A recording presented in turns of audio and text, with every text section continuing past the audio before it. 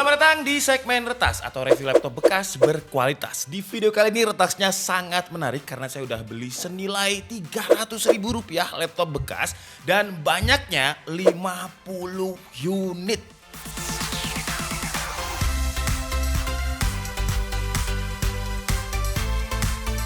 Tapi disclaimer dulu, ini adalah hal ekstrim, jadi do not try this at home. Jangan pernah coba-coba kalau kalian bukan teknisi dan bukan bidangnya. Karena dengan harga Rp300.000 ini jelas yang saya beli adalah laptop rusak atau istilahnya di dunia teknisi itu laptop kanibalan. Buat yang belum tahu, kanibalan itu adalah istilah di mana kita beli laptop rusak yang kita ambilin cuman part-partnya aja. Jadi dari 50 laptop yang kita beli bakalan kita tuker-tukerin partnya sampai harus ada yang nyala. Normal, bukan cuma nyala aja. Tapi kalau kita ngomongin kanibalan, sebenarnya ada banyak banget laptop kanibalan yang lucu-lucu. Aneh lah bentuknya, ada yang digabungin sama koper, sama printer, dan ada yang sama amplifier. Sebenarnya ya lucu sih, tapi dari segi fungsional ya gak enak makainya karena kurang praktis. Dan di next video kita juga bakalan coba untuk modif-modif laptop kanibalan. Sekali lagi jangan pernah tiru hal ini kalau kalian bukan teknisi. Karena biasanya kalau teknisi beli laptop kanibalan itu mereka udah memprediksikan keuntungan dan juga kerugiannya. Nah kalau bukan teknisi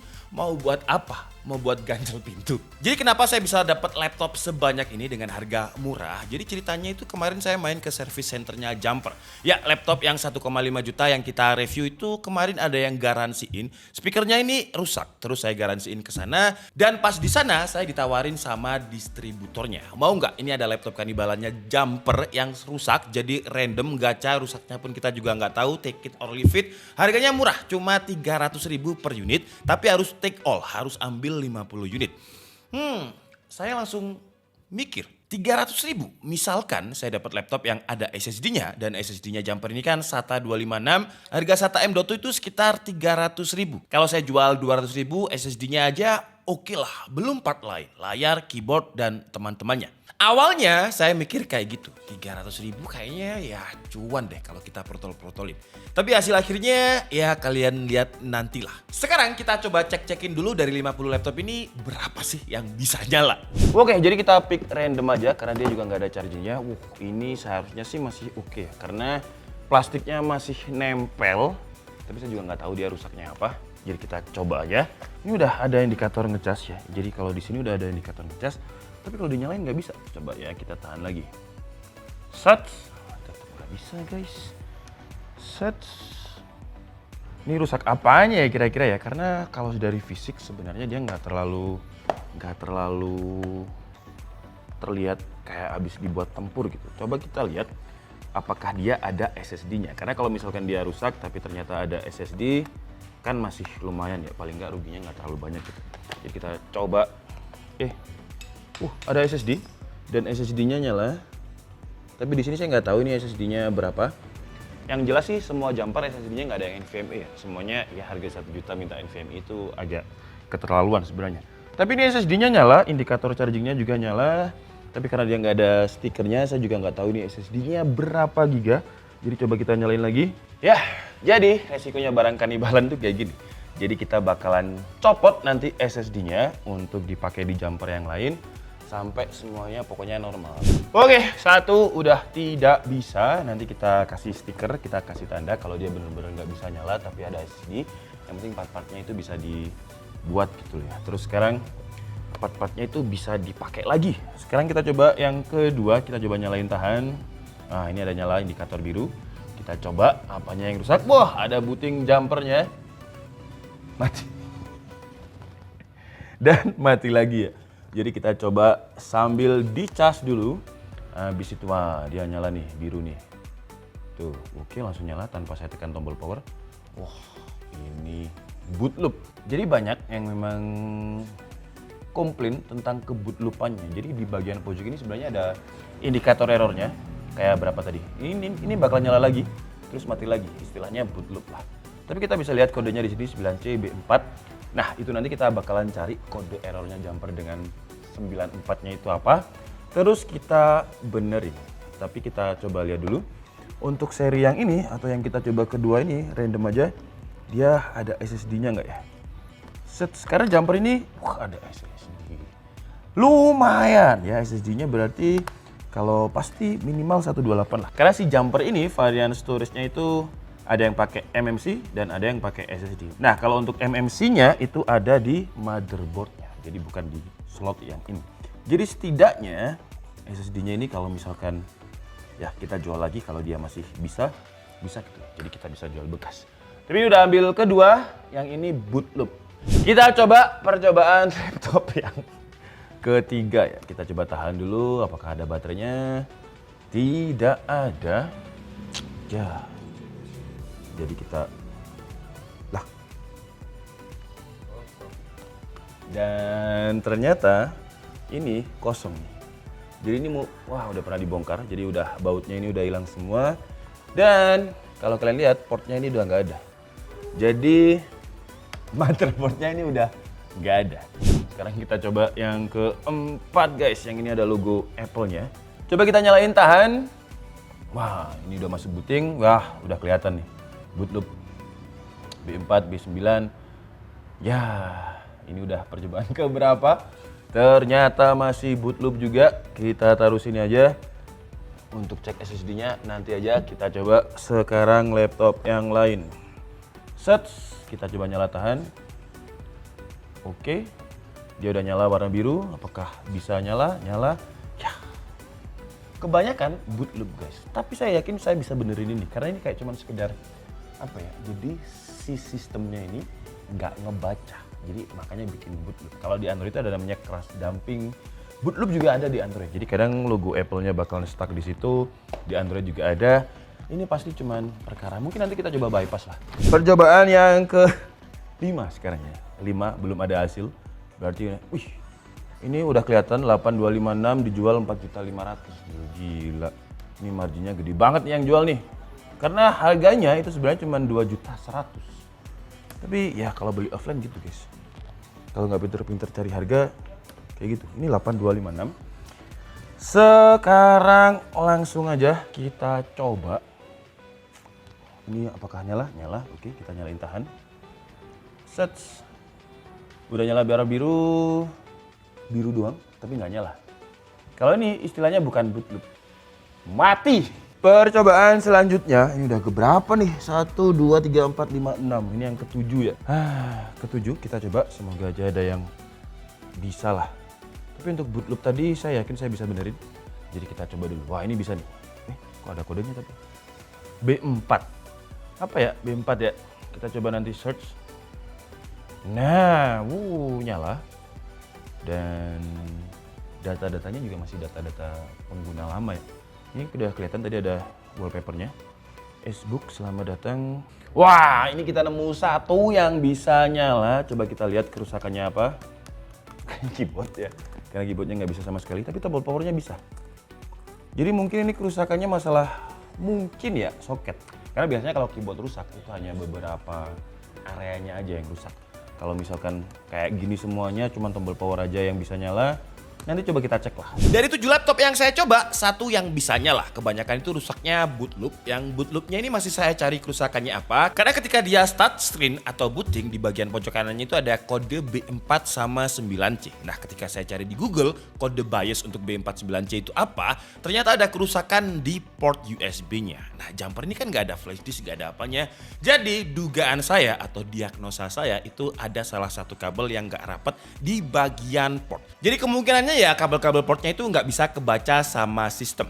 Tapi kalau untuk PR yang ini lumayan panjang lah. Itu kita bakalan update di next video. Di video kali ini kita coba yang nyala-nyala yang rusaknya ringan aja. Dan dari 7 laptop yang saya ambil ada satu yang nyala. Kerusakannya sih cukup enteng ya. Kerusakannya keyboard doang. Tapi masalahnya ternyata untuk ganti keyboardnya jumper ini bukannya susah, tapi ribet. Kebanyakan laptop-laptop sekarang itu kan kalau mau ganti keyboard diambilnya dari atas ya, gampang. Jadi gak bongkar motherboard. Sementara si jumper ini bongkar keyboardnya itu dari bawah. Jadi kita harus pretelin satu-satu mobonya untuk ngambil keyboardnya doang. Dan mumpung lagi kita bongkar, langsung kita lihat aja komponen-komponennya jumper ini apa aja. Karena harganya 1 jutaan, kenapa bisa murah? Apakah dia pakai bahan material kayu kayu bekas sehingga jadi murah kayak gitu? Dan jawabannya kalau di bagian dalam ini emang dia terlihat murah ya. Karena untuk mobonya aja dia kecil banget. Semuanya itu serba tersolder jadi RAM. Bahkan untuk MMC-nya juga tersolder. Bayangan saya untuk MMC-nya itu ya kayak MMC yang biasanya ada di smartphone, yang ada di laptop Chromebook, yang biasanya ada di colokannya. Jadi bisa kita jual terpisah. Ternyata enggak, MMC-nya juga disolder. Dari sini berarti kita udah rugi. Karena untuk jumper ada beberapa varian dan ada yang pakai MMC. Nah MMC-nya ini nggak bisa kita jual karena jadi satu sama motherboard. Yang bisa dijual itu ya keyboard yang bakalan susah juga jualnya karena yang cocok ya cuma laptopnya jumper, part lain kayak Mobo, port juga khusus dibuat untuk jumper. Nggak bisa kita pakai di laptop lain. Yang bisa jelas SSD-nya karena jumper ini ada yang MMC, ada yang SSD. Nah SSD-nya ini ada yang 128, ada yang 256. Kemarin sih kita sempat nemu yang 512, tapi dari 512 semuanya nggak bisa dipakai, rusak. Jadi yang normal-normal itu yang SSD 256. Nah kalau saya lihat di e-commerce untuk SSD SATA tipe M.2 2242 ukurannya, harganya itu sekitar 300.000. Nah jadi kalau saya jual 250.000 saya masih rugi 50.000. Tapi masih ada part lain yang bisa saya jual. Apa itu?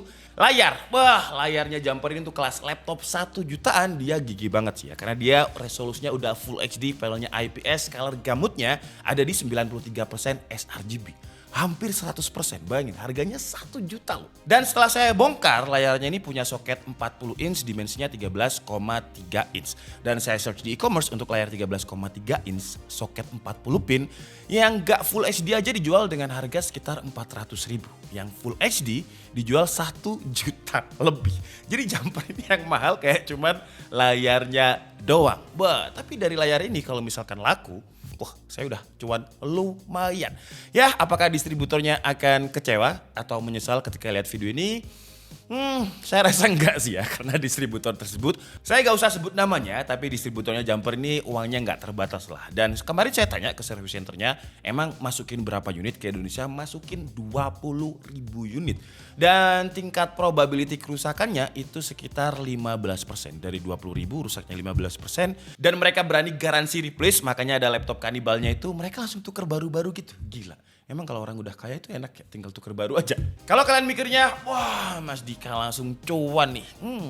Tak segampang itu. Karena untuk soket pinnya, ya kita memang harus cari laptop yang sama-sama punya soket 40 pin. Pertama itu, jadi kalau misalkan contoh ada Lenovo yang dia layarnya 13, tapi biasanya yang 13,3 inch itu ada di Dell, ada di Acer, Dell Latitude gitulah. Jadi 13,3 inch. Terus soketnya 40 pin dari jumper dipindah ke Dell ini masih bisa dengan beberapa catatan. Jadi si jumper ini kan resolusinya udah Full HD. Kalau laptopnya yang kita ganti ini dia nggak support Full HD, cuman HD.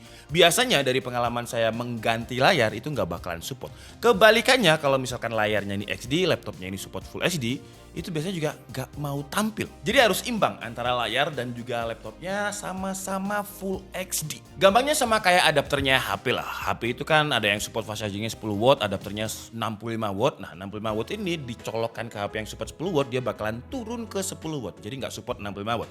Bedanya kalau di layar dari pengalaman saya, dia nggak turun ke Full HD, tapi nggak mau tampil. Jadi kalau mau dijual ya susahnya pembelinya itu sedikit. Karena jarang yang punya laptop 13,3 inch 40 pin.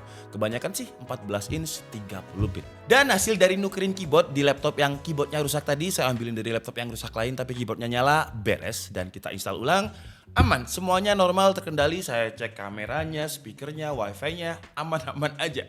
Yang tadi kalian kalau masih ingat ya, yang ada harganya tadi 4.500.8256 itu kita masuk ke BIOS-nya, terus kita clean Windows-nya, dan dia juga bisa lumayan kayak 8256.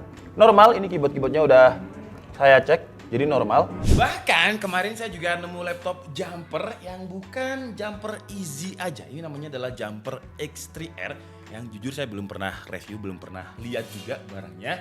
Ternyata barangnya bagus. Jadi dia setipis ini, seenteng ini. Bobotnya itu nggak sampai 1 kilogram, jadi enteng dan tipis banget. Kalau saya lihat di e-commerce, harga barunya ya untuk si X3R ini namanya, harganya itu sekitar 3,1 juta untuk yang SKU 8GB 256 SSD. Panelnya sih sama pakai IPS. Untuk prosesornya sih dia udah quad core, beda sama yang Jumper istri itu yang masih pakai N4020. Kalau ini pakainya N4100, jadi dia udah quad core. Awalnya kemarin ketika saya coba laptop ini, rusaknya itu saya kira awalnya baterai. Karena baterainya ini walaupun dicas dia tetap 0% terus. Dan rencananya saya mau ganti baterai dari EZ3 ke X3 ini, tapi ternyata baterainya beda, jadi nggak bisa kita tuker. Untungnya untuk Jumper X3 ini kita dapat kalau nggak salah kemarin 4 ya, 4 laptop yang ya kita sebenarnya tinggal ganti aja baterainya biar dia bisa dicas. Tapi sebelum itu saya cobain dulu untuk install ulang, karena biasanya ya masalah laptop saya kalau misalkan dia kurang optimal itu ya kita install ulang beres. Karena di Windows itu kan ada yang namanya system case, ada yang namanya system registry kayak gitu-gitu. Nah, kalau misalkan dia hilang entah kehapus atau karena virus, Windows-nya jadi gak optimal. Dan akhirnya kemarin cuma saya install ulang aja dan hasilnya dia bisa dicas dan baterainya aman-aman aja. Semuanya normal, gak ada kendala. Kendalanya cuman ini terlalu banyak stiker sih ya. Ini stikernya siapa? Gak tahu. Ini kayaknya yang punya dulu cewek. Dan dari total 20 kemarin yang kita cek, karena kita belum sempet cek semua, 20 itu yang nyala masih 8. Nyala itu nyala doang ya, nggak normal. Jadi ada yang nyala tapi keyboardnya nggak bisa, nyala tapi speakernya nggak bisa, nyala tapi webcamnya nggak bisa. Nanti bakalan kita update dari 50 itu ada berapa laptop yang berfungsi dan nggak akan kita jual.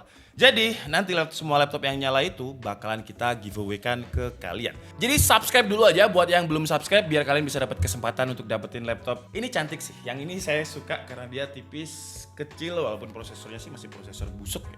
N4100 yang memang biasanya harganya kisaran 3 sampai 4 juta rupiah. Tapi semuanya nanti yang kita quality control bukan cuma nyala, fungsi normal gak akan kita jual. Kita giveaway-kan aja. Jadi tunggu aja update ke depannya. Saya Nika Sabudi and see you on the next video. Bye-bye.